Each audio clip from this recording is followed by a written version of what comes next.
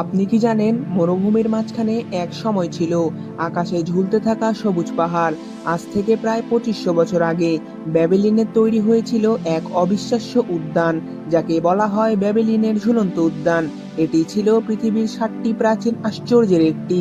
কিন্তু আশ্চর্যের বিষয়, আজ এর কোনো স্পষ্ট চিহ্ন নেই। ইতিহাসবিদদের মতে ব্যাবিলিনের রাজা নেবুচাঁদনেজার দ্বিতীয় এই উদ্যানটি বানিয়েছিলেন তার স্ত্রী রানী আমিতিসের জন্য। রানী পাহাড়ি এলাকার মানুষ ছিলেন। সমতল মরুভূমিতে এসে তিনি মন খারাপ করতেন।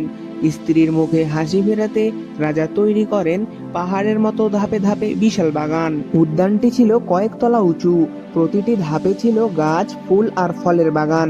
খেজুর, আঙ্গুর, ডালিম আর নানা রঙের ফুলে ভরা ছিল এই জায়গা। দূর থেকে দেখলে মনে হতো সবুজ পাহাড় যেন আকাশে ঝুলে আছে।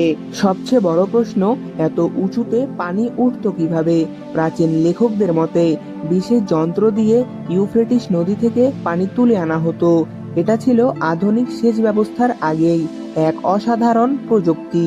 আজ পর্যন্ত প্রত্নতাত্ত্বিকরা এর কোনো নিশ্চিত ধ্বংসাবশেষ পাননি। অনেকে বলেন উদ্যানটি হয়তো ব্যাবিলিনে নয়, নিনেভে শহরে ছিল। আবার কেউ মনে করেন পুরো ঘটনাটাই কেবল গল্প। তবুও হাজার বছর পরেও ব্যাবিলিনের ঝুলন্ত উদ্যান আমাদের ভাবায়, মানুষ কি তখনও এত উন্নত ছিল, নাকি ইতিহাসের বড় অংশ হারিয়ে গেছে মরুভূমির মাঝখানে এক সবুজ স্বপ্ন? আরো এমন রহস্যময় ইতিহাস জানতে চ্যানেলটি সবাই সাবস্ক্রাইব করুন। সবাই ভালো থাকুন, সুস্থ থাকুন। আসসালামু আলাইকুম।